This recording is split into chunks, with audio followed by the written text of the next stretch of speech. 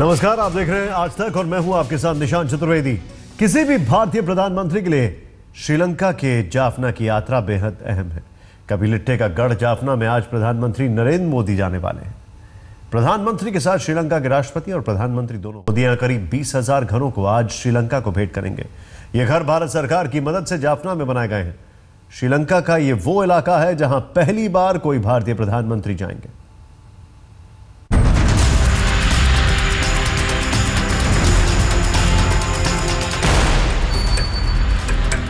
जाफना, जो 3 दशक तक गृह युद्ध की आग में जलता रहा। जाफना, जहां तमिल मूल के लोगों के साथ श्रीलंका सरकार की भेदभाव वाली नीतियों के खिलाफ आतंकवादी संगठन लिट्टे का जन्म हुआ और 3 दशक तक चलने वाले गृह युद्ध में हजारों लोग मारे गए। जाफना, जहां भारत ने 1987 में शांति सेना भेजी थी, उसी जाफना की धरती पर पैर रखने वाले मोदी पहले भारतीय प्रधानमंत्री होंगे। मोदी इलाके का दौरा करने वाले ब्रिटिश प्रधानमंत्री की शुरुआत सुबह 10 बजे अनुराधापुर में महाबोधि मंदिर की यात्रा से होगी। यहाँ वो महाबोधि वृक्ष के दर्शन करेंगे। इसके बाद प्रधानमंत्री तलाई मन्नार के दौरे पर भी जाएंगे। यहाँ भारत सरकार की मदद से बने रेल ट्रैक का निर्माण किया गया है। प्रधानमंत्री यहाँ एक ट्रेन को हरी झंडी दिखाएंगे। हम लोगों ने 365 किलोमीटर रेल ट्रैक का रिहेबिलिटेशन किया है, जिसमें 115 किलोमीटर दक्षिण में और 250 किलोमीटर ट्रैक जो कि खत्म हो गया था एलटीटी के झगड़े के चलते, उसको सारा रेस्टोर किया हमने। मुझे बड़ा गर्व है कि हम लोग इस यहाँ के इंफ्रास्ट्रक्चर डेवलपमेंट का एक हिस्सा रहे। इसके बाद करीब 12 बजे प्रधानमंत्री जाफना के लिए रवाना होंगे। कुदरती रूप से दुनिया के सबसे खूबसूरत द्वीपों में से एक जाफना 3 दशक तक अपने वजूद के लिए लड़ते लड़ते पूरी तरह तबाह हो गया। भारत सरकार उसे फिर से बसाने की मुहिम चला रही है और पीएम मोदी उस जाफना के दर्द पर मरहम रखने जा रहे हैं। प्रधानमंत्री नरेंद्र मोदी विश्व के दूसरे ऐसे प्रधानमंत्री होंगे जो श्रीलंका के उत्तरी इलाके जाफना जा रहे हैं। इससे पहले ब्रिटेन के प्रधानमंत्री डेविड कैमरॉन 2013 में जाफना गए थे।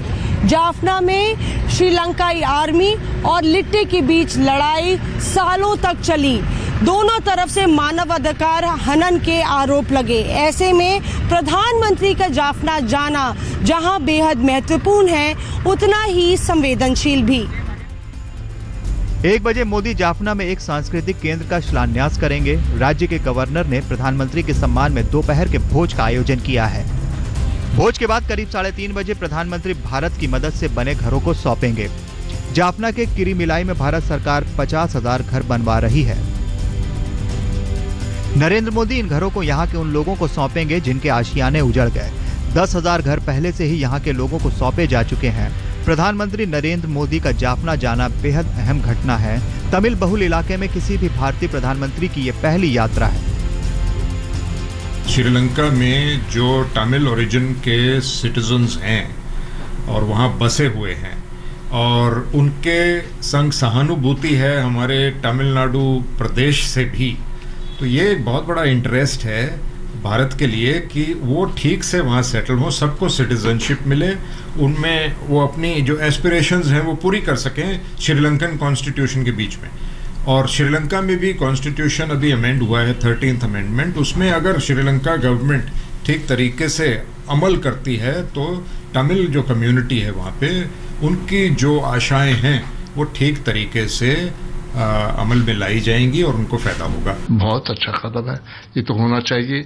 इसी से देखिए ये कदम जो होगा ये भारत और श्रीलंका को मिल के लेना होता होगा। ये इस वक्त ये नहीं ये श्रीलंका है, ये भारत नहीं है, लेकिन जहां तक भारत और श्रीलंका मिल के इन लोगों की मदद कर सकते हैं तो फायदा ही हो सकता है। जाफना श्रीलंका का 12वां सबसे बड़ा शहर है और लिट्टे के साथ 30 साल तक चले गृह युद्ध में तबाह हो गया था। 2009 में लिट्टे के कब्जे से शहर को मुक्त कराने के बाद जाफना को नए तरीके से बसाया गया है। नरेंद्र मोदी की श्रीलंका यात्रा तमाम आयाम लिए हुए है। एक तरफ वो जाफना में तमिलों के जख्मों पर मरहम रखेंगे तो वहीं श्रीलंका सरकार को अपने पक्ष में करने में कोई कसर नहीं छोड़ेंगे। नरेंद्र मोदी श्रीलंका को जताएंगे, बताएंगे कि भारत से बढ़कर श्रीलंका का और कोई हितैषी हो ही नहीं सकता। कोलंबो में मौसमी सिंह के साथ मंजीत सिंह नेगी, दिल्ली, आज तक। जाफना से हमारे देश की सीमा न सिर्फ समंदर की लहरों के साथ जुड़ी है बल्कि हमारे देश के जज्बात भी जुड़े हुए हैं। सरकार की उपेक्षा और दमन के खिलाफ जाफना के तमिलों की लड़ाई ने हिंसा का रूप अख्तियार कर लिया। 3 दशकों तक गृह युद्ध में जाफना चला तो भारत के जज्बात भी कम नहीं झुलसे।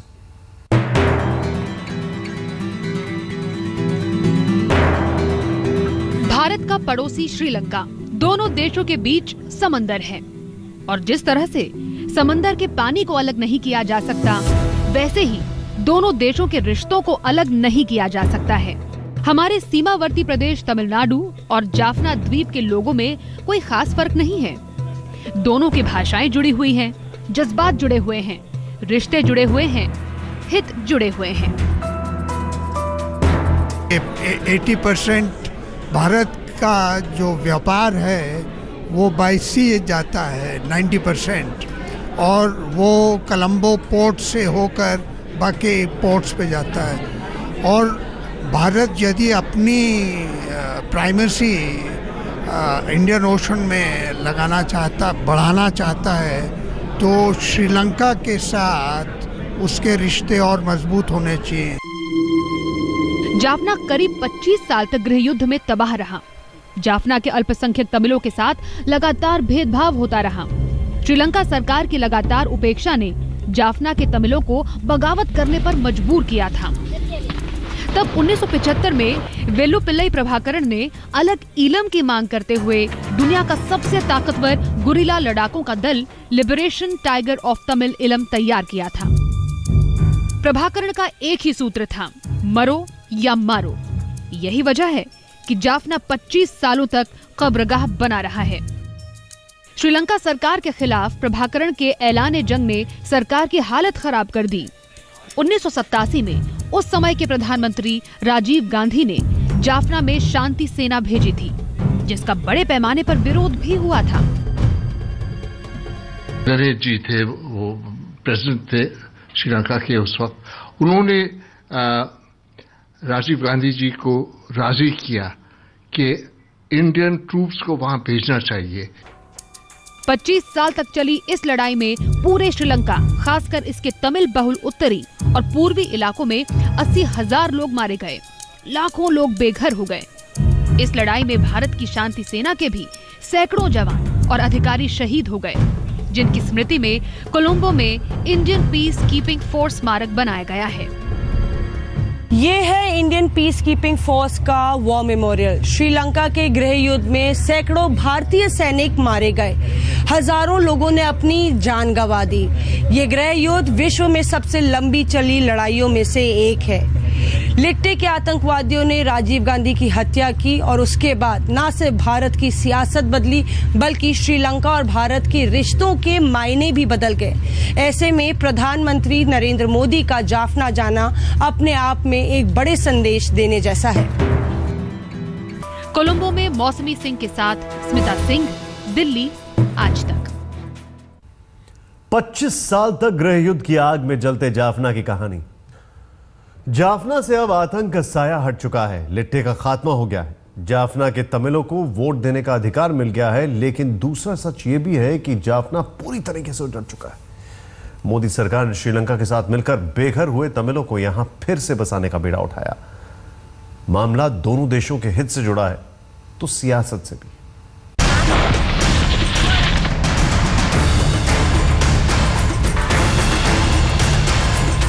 2009 में प्रभाकरण की मौत के बाद लिट्टे का तो खात्मा हो गया, लेकिन जाफना भी उजड़ गया। अब जाफना को फिर से बसाने की कोशिशें हो रही हैं। भारत और श्रीलंका सरकारें मिलकर इस मिशन को आगे बढ़ा रही हैं। नरेंद्र मोदी अच्छी तरह से समझते हैं कि तमिलनाडु की संवेदनाएं जाफना से जुड़ी हुई हैं। यही वजह है कि ये मामला न सिर्फ दो देशों के रिश्तों का है, बल्कि सियासी रूप से भी जाफना नरेंद्र मोदी की प्राथमिकता में है।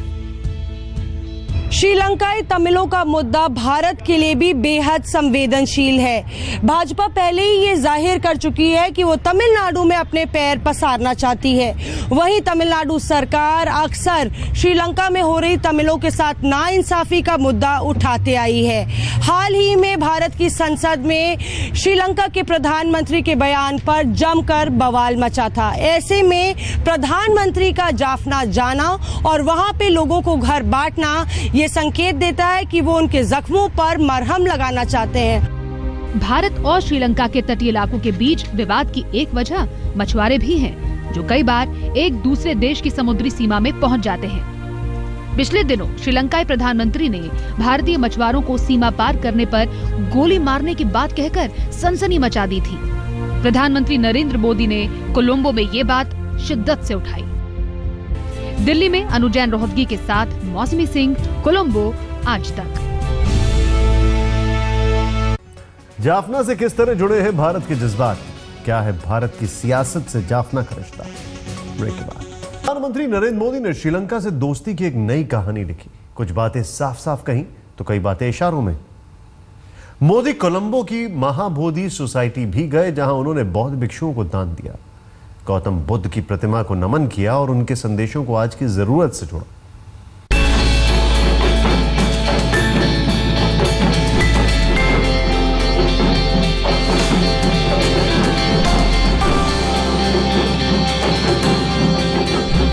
कोलंबो की महाबोधि सोसाइटी। प्रधानमंत्री नरेंद्र मोदी बौद्ध आस्था के तीर्थ में पहुंचे तो वहां की परंपराओं के मुताबिक उनका भव्य स्वागत किया गया। प्रधानमंत्री कार से उतरे तो वहां पहले से ही लोग उनके स्वागत के लिए पलके बिछाए थे। मोदी सबका अभिवादन करते हुए पहुंचे। एक बच्चे ने उन्हें हार पहनाया तो मोदी उस बच्चे को दुलारने लगे। आज महाबोधि सोसाइटी में वो दान परफॉर्म करेंगे। छोटे छोटे बच्चों से मिल रहे हैं, मुस्कुराए हैं और यहाँ पे जो प्रीस्ट है वो उनका स्वागत कर रहे हैं। सुबह से इंतजार कर रहे हैं, फास्टिंग चल रही थी। प्रधानमंत्री का बुद्धिज्म से पुराना नाता रहा है।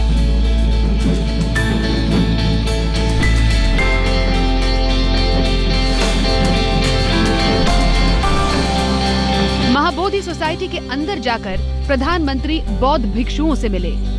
पीएम मोदी ने भिक्षुओं का नमन किया। खाना परोसकर परंपराओं के मुताबिक बौद्ध भिक्षुओं को दान दिया। प्रधानमंत्री नरेंद्र मोदी यहाँ पे महाबोधि सोसाइटी में पूजा करते हुए आप देख रहे हैं। यहाँ पे जो सांची रेलिक्स हैं वो सिर्फ यहाँ और म्यांमार में है। यहाँ पे तमाम बड़े भिक्षुकों के साथ प्रधानमंत्री पूजा करते हुए, अब तमाम भिक्षुक यहाँ पे जो बैठे हुए हैं आप उनको उन्होंने दान दिया। सुबह से ये लोग फास्ट कर रहे थे और दान देने के बाद उन्होंने भोजन अर्पण किया है। प्रधानमंत्री मोदी ने बड़ी श्रद्धा से सिर झुकाकर बौद्ध भिक्षुओं को नमन किया। फिर महाबोधि सोसाइटी के मंदिर में भगवान बुद्ध की प्रतिमा को नमन किया। नरेंद्र मोदी आस्तिक हैं। सभी धर्मों का न सिर्फ सम्मान करते हैं बल्कि उन्हें इसकी पर्याप्त जानकारी भी है। मोदी ने बौद्ध धर्म के अहिंसा के सिद्धांत को आज की दुनिया की जरूरत से जोड़ा। मैं हमेशा अनुभव करता हूं कि आज विश्व जिन संकटों से गुजर रहा है, जो आतंकवाद के छाए में दुनिया भयभीत होकर के जी रही है, बुद्ध का रास्ता ही है जो युद्ध से मुक्ति दिलाता है। प्रधानमंत्री ने बताया कि बौद्ध धर्म की शिक्षा उन्हें गृहनगर वडनगर में ही मिली, जहां सदियों पहले चीनी यात्री ह्वेनसांग पहुंचा था। जिस गांव में हुआ वडनगर, चाइनीज फिलोसोफर ह्वेनसांग करीब 800 साल पहले हिंदुस्तान आए थे। उन्होंने 800 साल पहले भारत का जो वर्णन लिखा है उसमें वो लंबे अरसे तक मेरे गांव में रहे थे। नरेंद्र मोदी ने महाबोधि सोसाइटी में पेड़ भी लगाया। मोदी ने श्रीलंका को दुनिया का पहला देश बताया जिसने बौद्ध धर्म को अपनाया। उन्होंने दोनों देशों के रिश्तों को सांस्कृतिक आयाम से भी जोड़ा। मोदी ने कहा कि जल्द ही श्रीलंका में रामायण ट्रेल को बढ़ावा दिया जाएगा, वहीं भारत में बौद्ध सर्किट बनेगा। Air India will soon start direct flights between New Delhi and Colombo. We will cooperate in developing a Ramayana trail in Sri Lanka and a Buddhist circuit in India. We will organize a Festival of India in Sri Lanka later this year. PM Modi ने बौद्ध धर्म को diplomacy से भी जोड़ा, फिर चाहे वो भूटान दौरे की बात हो या फिर जापान और चीन की।